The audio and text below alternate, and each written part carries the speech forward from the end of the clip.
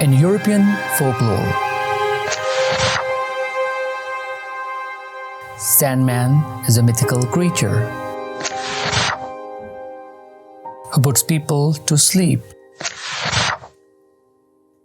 by sprinkling sand onto their eyes, hence giving them dreams to inspire and encourage. When first time Netflix announced a series named The Sandman, well, that time I did not have the slightest idea about the series. Even after watching the trailer of The Sandman, I was still confused, like what this series is going to be about. And then on 6th of August 2022, one day after its premiere on Netflix, I watched it. Hi, my name is Lucky and you are watching The Sensible Review.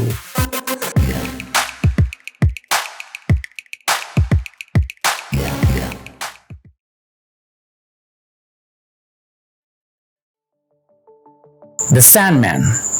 The Sandman is an American fantasy drama series, a series written and developed by Neil Gaiman, David S. Goyer, and Alan Heinberg. And it's based on a DC comic which I have neither read nor do I have any plan to read. The episodes of the first season are directed by different directors, as you can see on your screen. Well, we all know that every director has a vision, the way of looking at things and capturing it on the screen. I thought we lost him.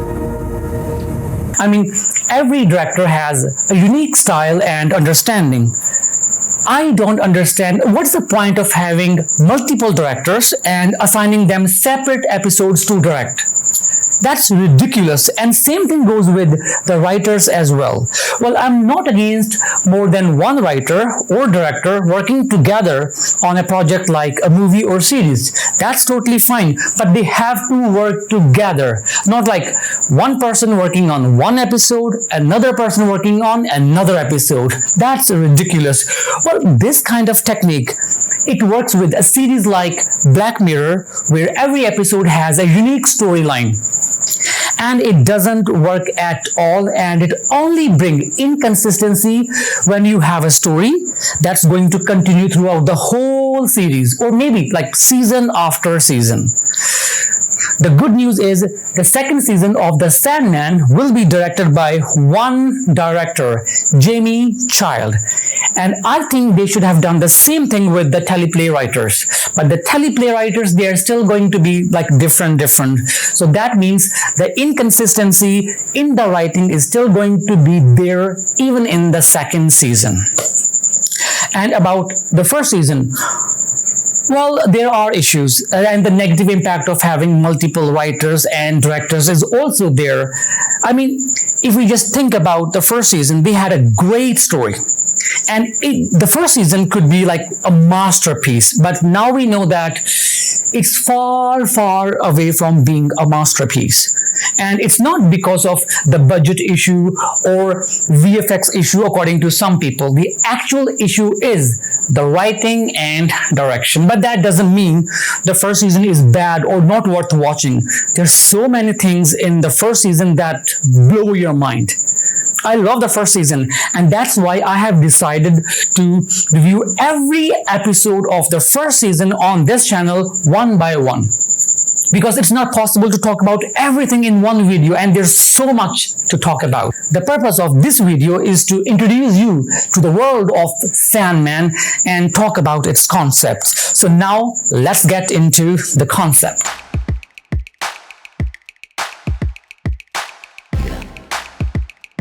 Well, in the name of concept, we have the waking world that we human call the real world. And there's this fantasy world.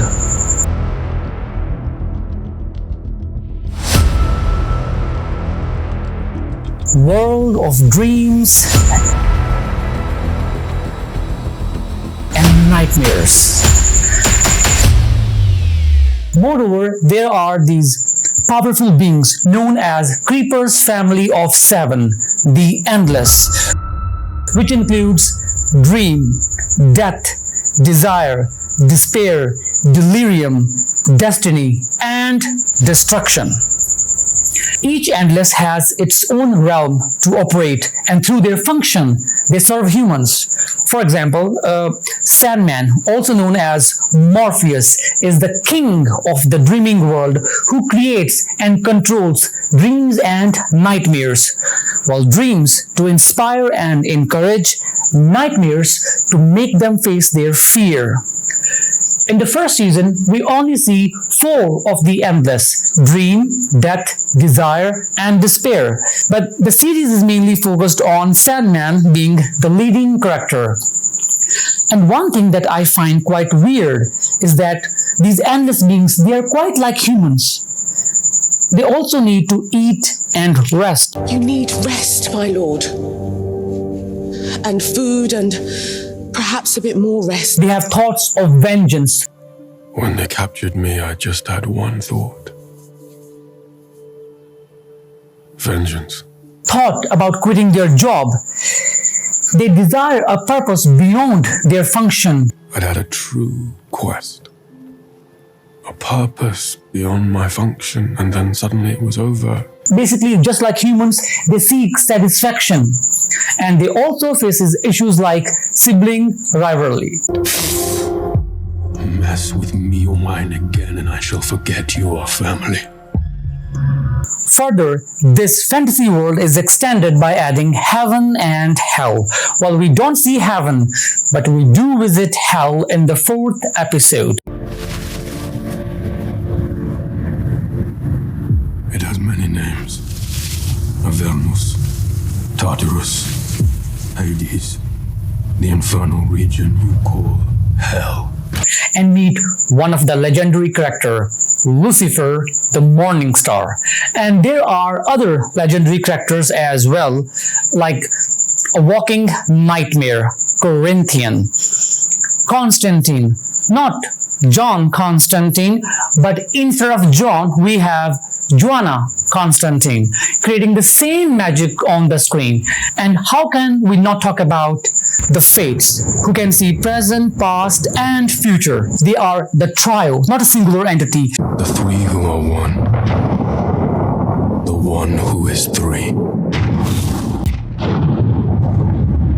Actually, they not only represent the 3 dimensions of time, like present, past, and future, but also 3 stages of human life: the beginning, the youth, and the end.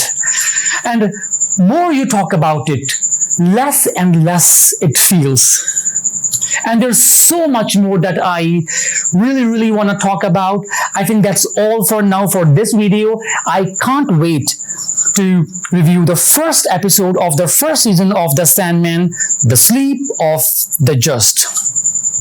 See you soon with that video. Until then, goodbye, stay safe, stay healthy, and let your dreams and nightmares run as wild as they can.